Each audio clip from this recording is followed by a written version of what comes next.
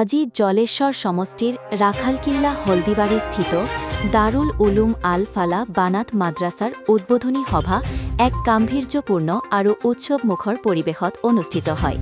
অনুষ্ঠানটোত স্থানীয় মুৰব্বী সমাজৰ লগতে মাদ্ৰাছাৰ সভাপতি জিয়াউৰ ৰহমান, আলহাজ নুৰুদ্দিন হাজী, আব্দুল ৰহিম, মিন হোসেন মাষ্টাৰ, অসম গণ কৃষক বিধান পৰিষদৰ সভাপতি জিয়াউৰ ৰহমান, জিলা পৰিষদৰ সদস্য মেহেৰ জামাল আৰু শতাধিক স্থানীয় ৰাইজ উপস্থিত থাকে।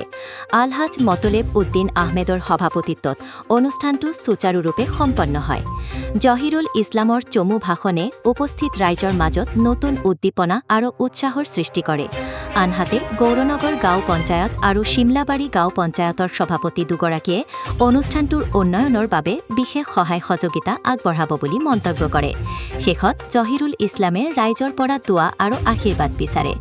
মাদ্ৰাসাখন আকফাল আৱালাৰ পৰা দাউৰা হাদিছ শ্ৰেণীলৈকে ২০২৬ শিক্ষাবৰ্ষৰ পাঠদান চলিব।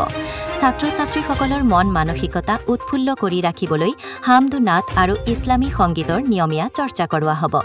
ইছলামী শিক্ষা লাভৰ বাবে যিসকল অভিভাৱকে নিজৰ সন্তানক মাদ্ৰাসাত ভৰ্তি কৰাব বিচাৰে তেওঁলোকে তলত দিয়া নম্বৰত নগদ যোগাযোগ কৰিব পাৰে।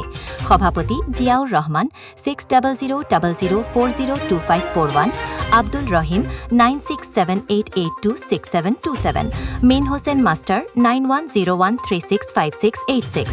অতি কম খৰচাত গুণগত ইছলামী শিক্ষা লাভ কৰাৰ সুবৰ্ণ সুযোগ আছে বুলি মাদ্ৰাসা কৰ্তৃপক্ষই আশা প্ৰকাশ কৰিছে। হয়।